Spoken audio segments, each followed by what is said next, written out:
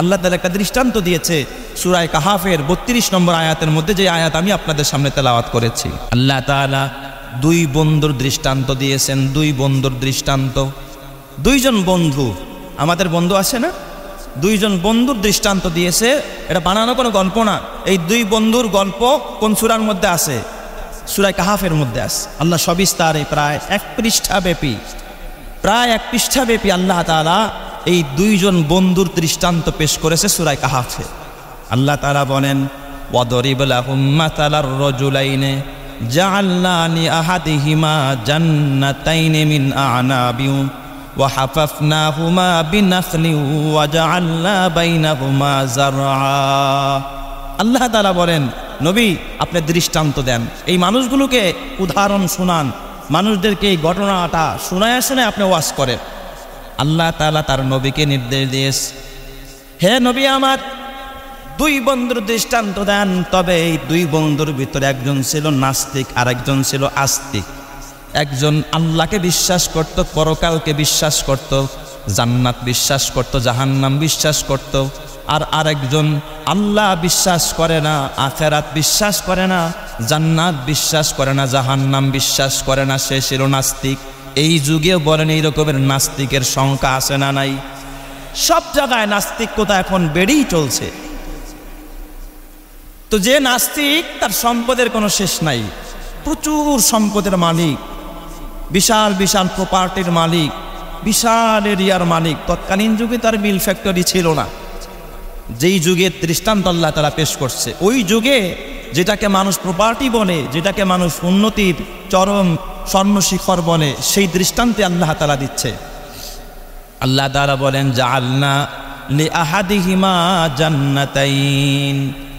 এক বন্ধু যে নাস্তিক, ধনী বন্ধু, সে ছিল খুব ধনী। এই ধনী বন্ধুর জন্য আল্লাহ তাআলা 2টা বাগান দিয়েছে। কয়টা বাগান? 2টা বাগান। দুই বন্ধুর গল্প শোনাচ্ছে, খেয়াল করবেন। এক বন্ধু হলো ধনী, এই বন্ধু হলো নাস্তিক। আরেক বন্ধু গরিব, এই বন্ধু হলো আস্তিক ইমানদার। তার মানে একজন জান্নাতি আর একজন জাহান্নামী। এই ঘটনা বয়ান করেছেন যিনি, তিনি কে? জাআলনা লিআহাদিহিমা জান্নাতাইন। আল্লাহ বলেন, একজনকে আমি 2টা বাগান দান করেছি। কয়টা বাগান? 2টা বাগান। কিসের বাগান? মিন আ'নাব।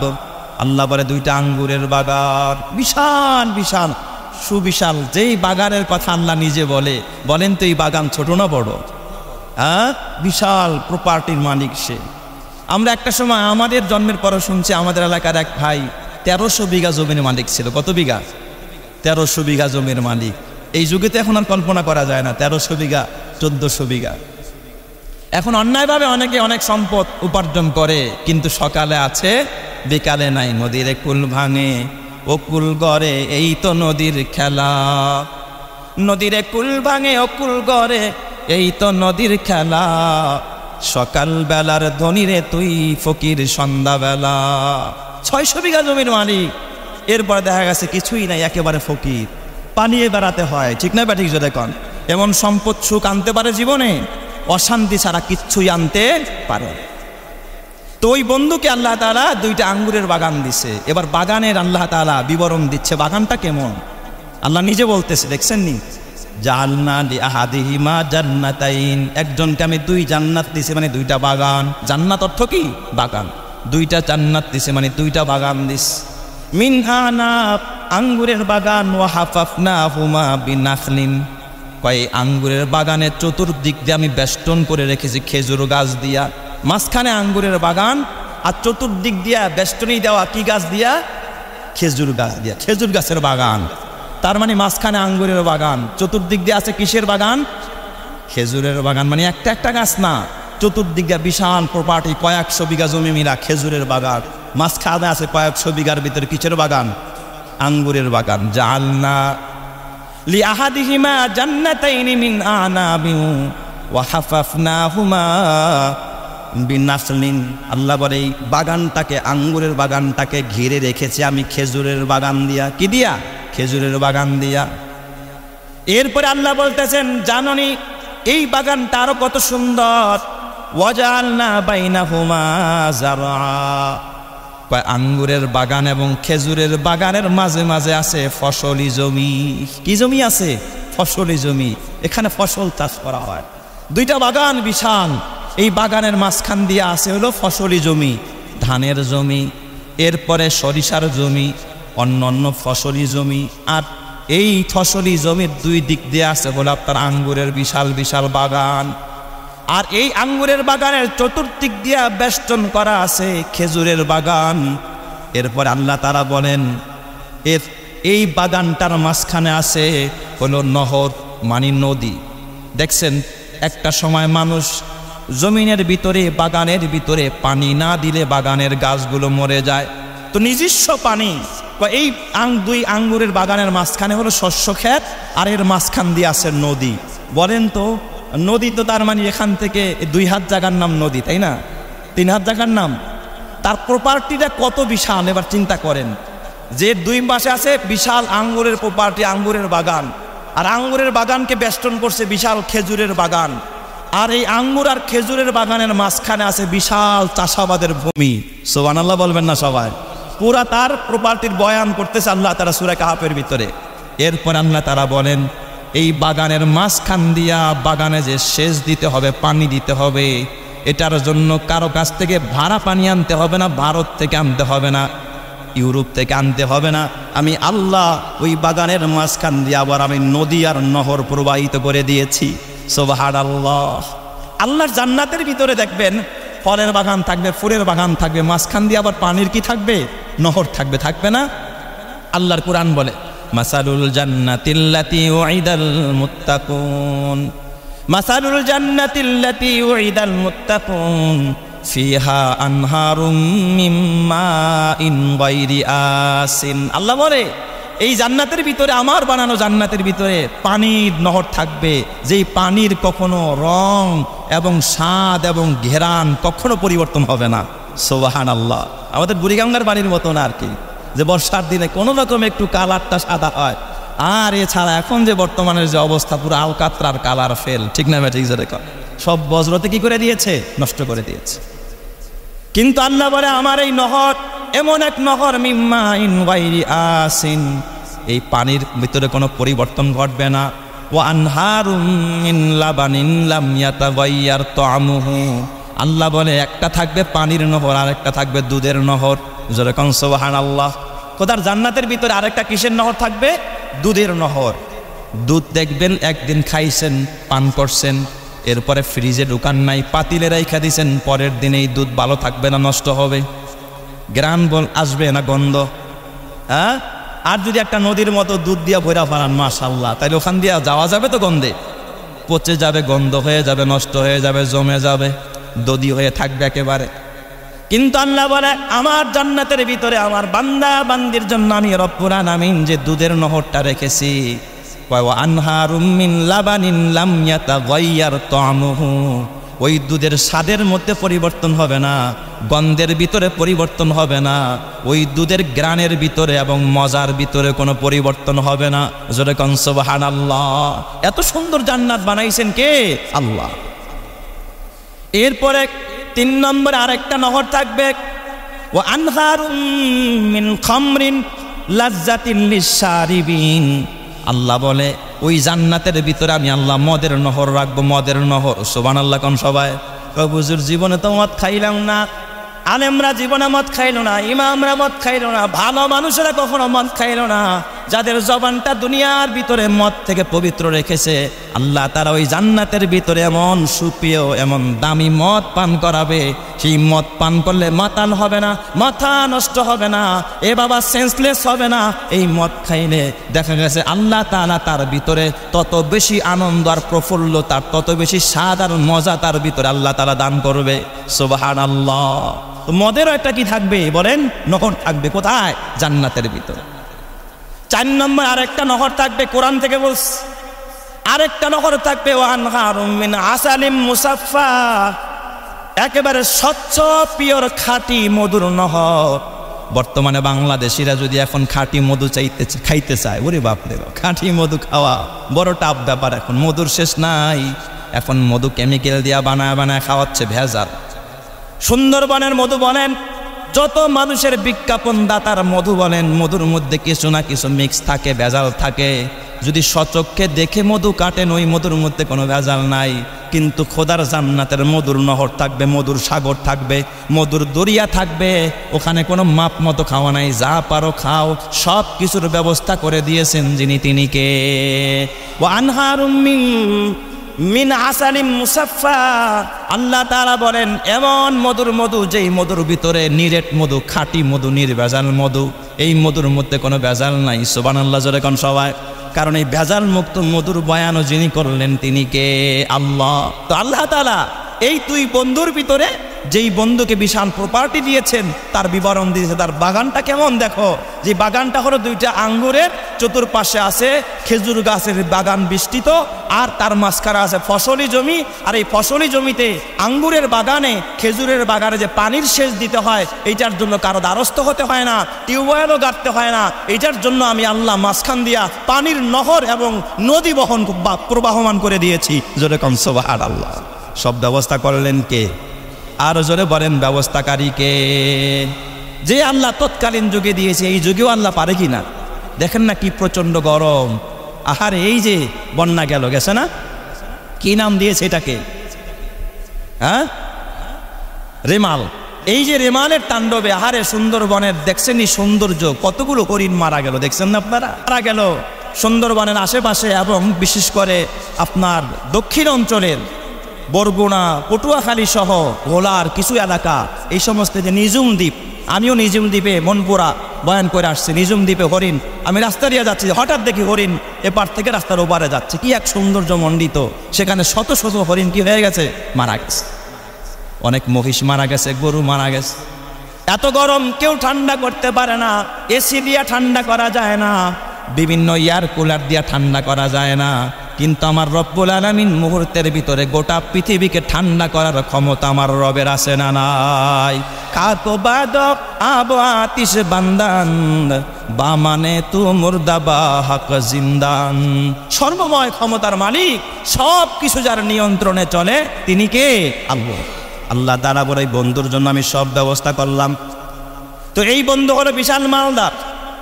মালদার হওয়ার কারণে অহংকারী হয়ে গেছে, মানুষকে মানুষ বলে মূল্যায়ন করে না। ওই যে আরেক গরিব বন্ধু, দুই বন্ধুর দৃষ্টান্ত দিয়েছে। একজন ধনী বিশাল প্রপার্টির মালিক, বুঝছেন তো তার বাগানের বিবরণ। ওই যুগে যদি মিল ফ্যাক্টরি থাকতো তাইলে আল্লাহ মিল ফ্যাক্টরির কথা বলতো। তখন মিল ফ্যাক্টরির যুগ না, ইন্ডাস্ট্রির যুগ না, তখন হলো বাগ বাগিচার যুগ। হাজার হাজার বিঘার মালিক, প্রপার্টির মালিক। এই বন্ধুর সাথে এক গরিব বন্ধুর দোস্তি। গরিব মানুষ কিন্তু ইমানে ভরা। সুবহানাল্লাহ জোরে কোন সবাই। গরিব বন্ধু ইমানে ভরা, কিন্তু আরেকজনের সম্পদের অভাব নাই, ভিতরে ইমান নাই।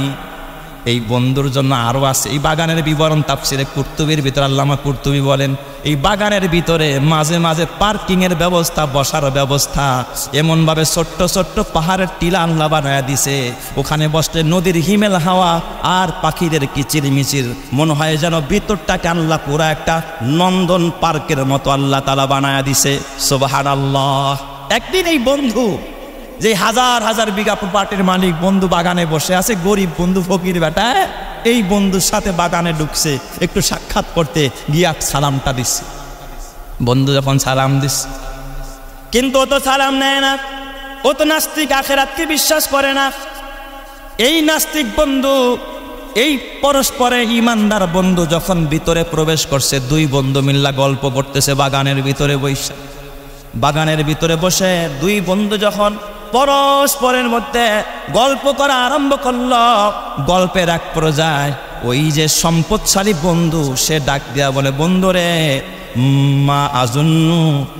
বন্ধু ডাক দিয়া বলে, ও আমার বন্ধু শোনো, আমার এই সম্পদ আর এই প্রপার্টি, আমার এই আঙ্গুরের বাগান, খেজুরের বাগান, আমার এই ফসলি জমি আর এই নাহার যেগুলো আছে, আমি মনে করি আমার এইগুলো কোনোদিন ধ্বংস হবে না। জোরে বলেন না নাউজুবিল্লাহ। বলেন পৃথিবীর সব কিছুকে ধ্বংস করবেন যিনি তিনি কে? কুল্লু মান আলাইহা ফান ওয়া ইয়াবকা ওয়াজহু রাব্বিকা যুল জালালি ওয়াল ইকরাম ফাবিআইয়ি আলাই রাব্বিকুমা তুকাজ্জিবান। সব ধ্বংস করতে পারে কে? আল্লাহ। দেখেন না, বিশাল কোটি কোটি টাকার মালিক, 600 বিঘার মালিকরেও ধরতে পারেন যিনি তিনি কে? এই ক্ষমতা আমার রবের আছে না নাই? আল্লাহর আছে। এই বন্ধুরে ধরে বলবে আল্লাহ, বন্ধু কয় না আমার এই সম্পদ কোনোদিন ধ্বংস হবে না। আর ওই গরিব বন্ধুরে ডাক দিয়া কয়, ও বন্ধু, মা আযুন্নু আন তাবিদা হাযিহি আবাদা, আমার এই সম্পদ কখনো ধ্বংস হবে না। আর ওই গরিব বন্ধুকে বলে, আর আয় বন্ধু শুনে রাখো, আনা নাহনু আকতারু মিনকা মালাউ ওয়া আ'আজ্জু নাফারা। আরে বেটা, আমি তোর থেকে সম্মানী, আমি তোর থেকে বিশাল প্রপার্টির মালিক, আমি বিশাল ইজ্জতের মালিক, তুই তো ফকিন্নির বলা, তোর কি আছে রে দোস্ত? আমার দেখোস না বিশাল প্রপার্টির মালিক আমি, বিশাল বাগানের মালিক আমি। ক্বালা আ'আজ্জু নাহনু আ'আজ্জু মিনকা মালাউ ওয়া আ'আজ্জু নাফারা, সম্পদেও তোর থেকে বেশি, সন্তানেও তোর থেকে বেশি, শক্তিতেও তোর থেকে বেশি, দেখোস না আমার কি শক্তি আছে, বিশাল মালিক আমি। এখন বললে তোরে এখন জায়গার ভিতরে তোকে এক টুকরা নয়, দুই টুকরা নয়, তোকে 1000 টুকরা করে ফেলবে, আমার কি ক্ষমতা দেখোস নি? কি বিশাল প্রপার্টির মালিক আমি, তোর থেকে বেশি সম্মানী। এরপরে কয় ওমা আযুন্নু আন তাবিদা হাযিহি আবাদা, এ দোস্ত শুনে রাখ, আমার এই সম্পদ আর প্রপার্টি কোনোদিন ধ্বংস হবে না। এটা ছিল তার 2 নম্বরের গোস্তাকি। আর 3 নম্বরে সে বলতেছিল ওয়া আনা আযুন্নু আন্নাস সাআতা কাইমা, আর আমি ধারণা করি কখনো কিয়ামত হবে না। নাউজুবিল্লাহ কোন সবাই, কখনো কি হবে না? কিয়ামত হবে না। আর যদি হয়ও আমার এই প্রপার্টি ধ্বংস হবে না, তারপরেও দোস্ত যদি কোনো সময় ধ্বংস হইয়াও যায়, তবে যাই না রাখিস, তোর থেকে ভালোটা আল্লাহ আমার আখেরাতে দিবে। নাউজুবিল্লাহ কন্যা সবাই, আমি দুনিয়াতে যেমন সম্মানী, মইরা গেল এমন সম্মানটা আমি পাবো, আমার আরো ভালোটা আল্লাহ তাআলা দিবে। কি চিন্তা দেখছেননি? এই রকমের নাস্তিকবাদী যখন 4টা আল্লাহর সাথে নাফরমানি করে কথা বলা আরম্ভ করলো, আল্লাহ তাআলা বেজার হয়ে গেলেন। বেজার হইয়া আল্লাহ তাআলা ঝঞ্ঝা বায়ু দিলেন। ঝঞ্ঝা বায়ু দিয়া মুহূর্তের ভিতরে, একটা সময়ের ভিতরে রেমাল যেমন তাণ্ডব চালায়, এক রেমালের প্রভাবে গোটা দেশ যেমন কেঁপে উঠেছিল, আল্লাহ তাআলা এক অগ্নি বাতাস দিয়া মুহূর্তের ভিতরে তার বাগান প্রপার্টি সবগুলোকে আল্লাহ তাআলা আগুন দিয়া পোড়ায়া দিয়েছে। বলেন তো এই ক্ষমতা আমার রবের আছে না নাই? তখন এই ইমানদার বন্ধু ডাক দিয়া কয়, দোস্ত আমার, ও দোস্ত, তুমি যখন এই বাগানে প্রবেশ করলা তখন কেন বললা না মাশা আল্লাহ, এই বাগানের মালিক আমি না, সব দিয়েছে আমার আল্লাহ। আল্লাহর শুকরিয়া কেন আদায় করলা না? এ দোস্ত, তুমি কেন ওই আল্লাহকে ভুলে গেলা যেই আল্লাহ তোমাকে সৃষ্টি করেছে মাটি থেকে, তোমাকে সৃষ্টি করেছে মিন নুতফাতিন, এক ফোঁটা নাপাক পানি থেকে, সুম্মা সাওয়াকা রাজুলা, এরপর আল্লাহ তাআলা সুন্দর সুদর্শন একজন মানুষ বানাইছে। ওই আল্লাহর শুকরিয়া আদায় করলা না, ওই আল্লাহর প্রশংসা করলা না, মাশা আল্লাহ বললা না। এই জন্য আমরা জগতে যখন ভালো কিছু দেখবো তখন কি বলবো? জোরে বলেন, কি বলবো? মাশা আল্লাহ। দোকানে ব্যবসা হয় বলবো মাশা আল্লাহ, ক্ষেতের ফসল দেখা বলবো মাশা আল্লাহ, এ আমার সম্মান দেখা তখনও বলবো মাশা আল্লাহ। কখনো অহংকার করা যাবে না যে এটা আমার কারণে হয়েছে, তাহলে সব ধূলিসাৎ করে দিবেন যিনি, তিনি কে? আল্লাহ। এরপরে বন্ধু ডাক দিয়া কয়, ও দোস্ত, তুমি তো তোমার বাগানের কথা শুনাইলা, তোমার প্রপার্টির কথা শুনাইলা, তুমি আল্লাহ মানো না, আখিরাত মানো না, কিয়ামত বিশ্বাস করো না। আমি কিন্তু আমার রবের সাথে কাউরে শিরক করি না, আমি আল্লাহর সাথে কাউকে অংশীদার করি না, আমি তাওহীদে বিশ্বাসী, আমি ঈমানদার। দোস্ত আমার, তুমি শুনে রাখো, আমি ঈমানদার হওয়ার কারণে দুনিয়ায় তুমি এই ছোট্ট একটা বাগানের মালিক। ও দোস্ত, আমার আল্লাহ আমাকে এত বড় জান্নাত দিবে, এত বড় বাগান দিবে। তোমার বাগান মুহূর্তে ধ্বংস হয়ে গেছে, আমার একটা বাগানের পরিধি হবে এই গোটা দুনিয়াটা, পৃথিবীটা যত বড়, তার থেকে 10 দুনিয়ার সমান আল্লাহ একটা জান্নাত, একটা বাগান আমাকে দিবে। চিৎকার মেরে কোন সুবহানাল্লাহ। তাহলে বলেন তো সব কিছু দেনেওয়ালা যিনি, তিনি কে? অহংকার করা যাবে? অহংকার করা যাবে না, পতন অনিবার্য। এ মুসলমান, কোনো কিছুই নিয়ে কোনোদিন প্রাচুর্য নিয়ে প্রতিযোগিতা করা যাবে না। এই জন্য আল্লাহ বলে হাত্তা যুরতুমুল মাকাবির, কবরে যাওয়া পর্যন্ত তোমাদের প্রতিযোগিতা চলবে। তবে বুদ্ধিমান তারা যারা প্রতিযোগিতা ছেড়ে আখিরাত নিয়ে প্রতিযোগিতা করে, নামাজ নিয়ে প্রতিযোগিতা করে, আল্লাহ নিয়ে প্রতিযোগিতা করে, ঈমান নিয়ে প্রতিযোগিতা করে, ওরা মরতে দেরি হবে, আল্লাহ তাআলা প্রতিযোগিতা কইরা তাদেরকে খোদার জান্নাতি বানায়া দিবে। যেরকম সুবহানাল্লাহ। আল্লাহ তাআলা আমাদের সকলকে এই দুনিয়ার মোহ নিয়ে প্রতিযোগিতা না করে আখিরাত নিয়ে প্রতিযোগিতা করে, আখিরাতে জান্নাতি হওয়া নিয়ে প্রতিযোগিতা করে আল্লাহ তাআলা জান্নাতি হওয়ার তৌফিক দান করেন। সবাই বলি আমিন। ওয়া মা